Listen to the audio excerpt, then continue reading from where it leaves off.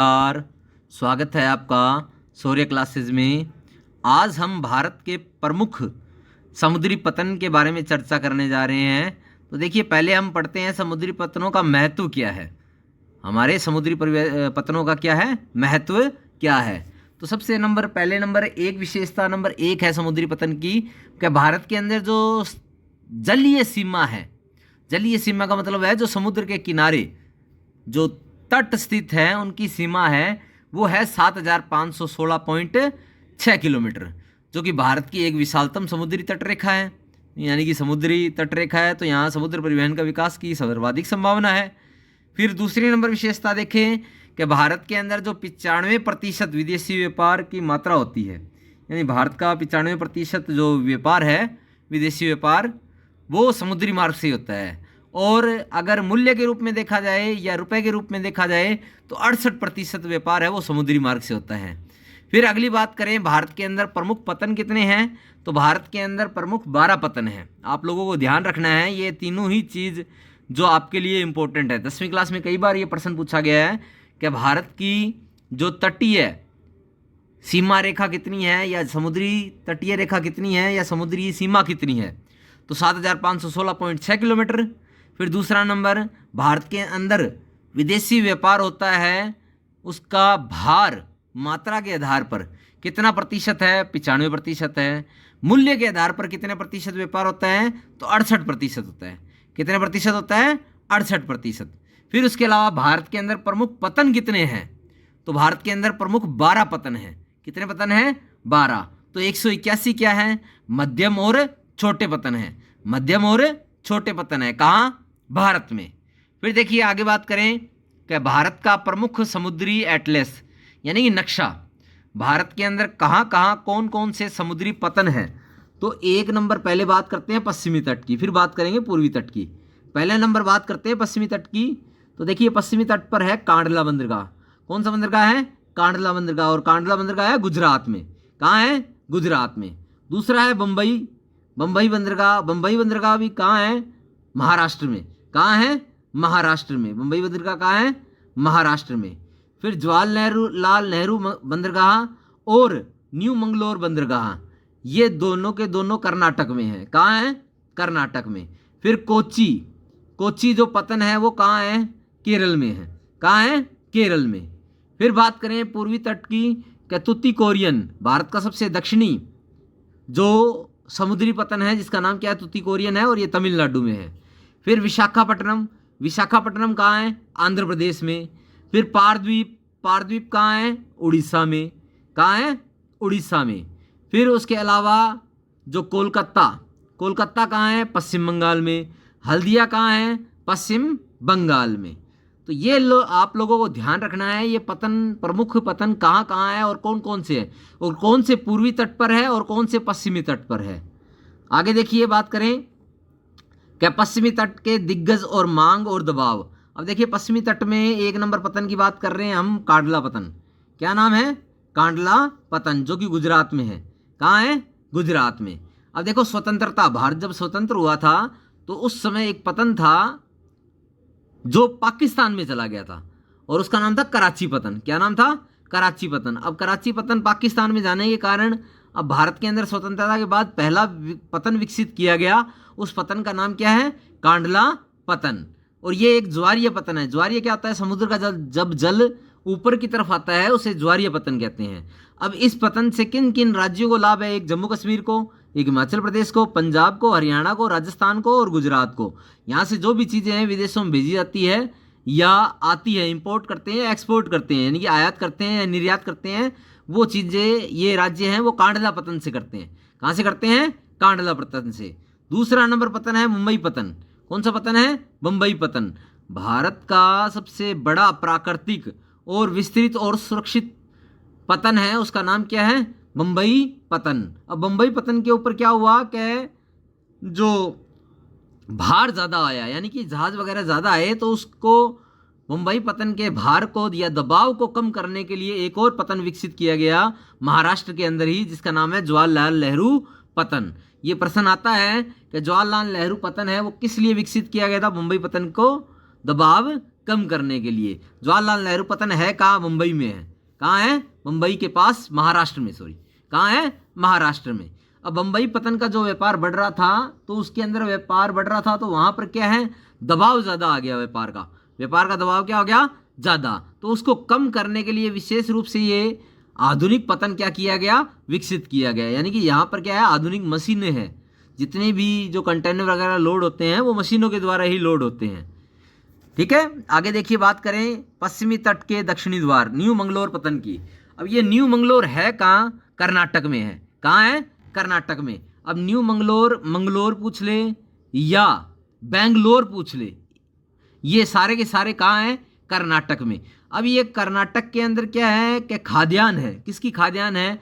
लोहा एस की, यानी कि लोहा निकलता है। अब केंद्र मुख्य खाद्यान्न है। अब आप लोगों को ये ध्यान रखना है, आपके अंदर मैप के अंदर भी क्वेश्चन आता है, केंद्र मुख्य कहाँ है? तो कर्नाटक में है। कहाँ है? कर्नाटक में है। किस लिए प्रसिद्ध है? लोहा एस के लिए प्रसिद्ध है। अब यहाँ से लोहा निकलता है, तो इस लोहे का क्या किया जाता है? निर्यात किया जाता है। क्या किया जाता है? निर्यात किया जाता है। और उसके अलावा तेल खरीदा जाता है दूसरे देशों से, और तेल आता है कहाँ? न्यू मंगलोर पतन पर, और भेजा क्या जाता है? लोहे अयस्क। अगला है कोची पतन। कोची पतन कहाँ है? केरल में। कहाँ है? केरल में। ये प्राकृतिक पोताश्रय यानी प्राकृतिक रूप से बना हुआ पतन है ये, और यह लेंगुन के मुहावने पे है। लेंगुन क्या होती है? झील होती है। समुद्र का जब जल अंदर की तरफ आता है तो कुछ खड्डे होते हैं, वहाँ पर जल क्या है? भर जाता है, जिसे हम क्या कहते हैं? लेंगुन झील कहते हैं। और लेंगुन के मुहावने पे है, इसीलिए अरब सागर के निकट होने के कारण इसका व्यापारिक महत्व क्या है? बढ़ जाता है। अरब सागर के ये निकट है। कौन सा पतन? कोची पतन। आगे देखिए, बात करें कि पूर्वी तट पर प्राकृतिक गहराई और निर्यात। अब देखिए, पहले नंबर बात करते हैं पारद्वीप पतन की। पारद्वीप पतन है कहाँ? ओडिशा में है। कहाँ है? ओडिशा में। यह ओडिशा में अंतः स्थलीय नदीय पतन है। अब इसका मुख्य उद्देश्य क्या है? विशेष रूप से लोहा अयस्क निर्यात करना।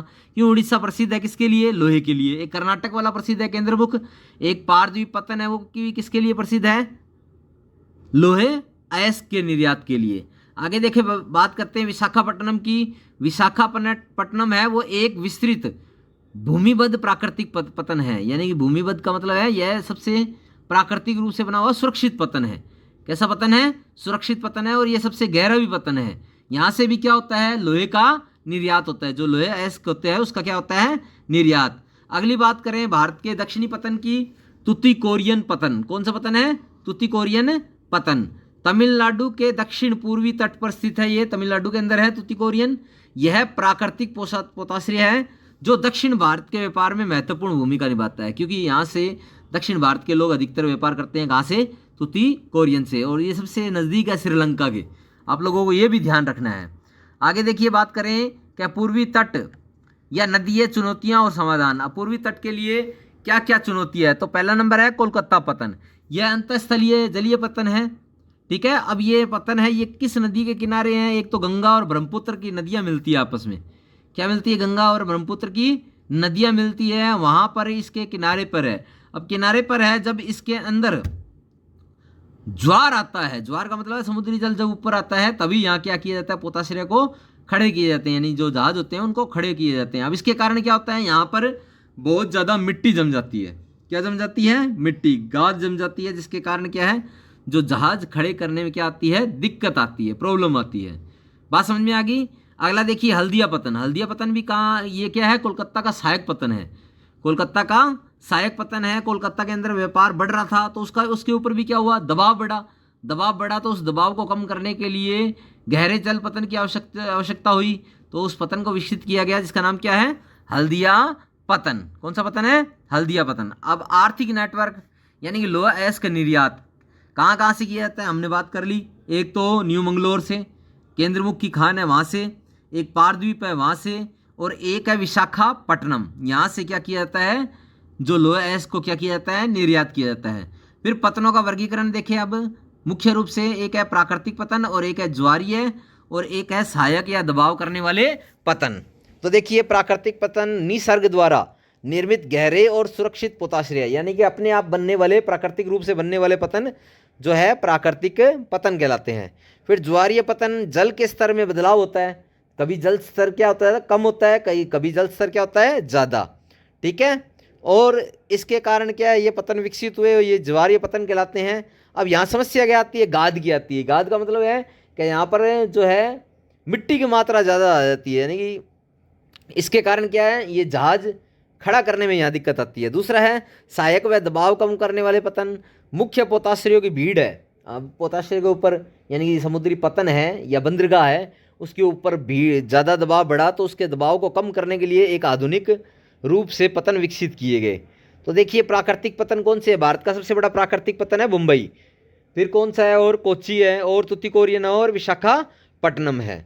ये भूमिमध्य विशाखापट्टनम का ध्यान रखना है, भूमिमध्य जो है क्या है, ये पतन है। फिर ज्वारीय पतन कौन सा है, एक कांडला है, एक कोलकाता है, और एक पार द्वीपीय है।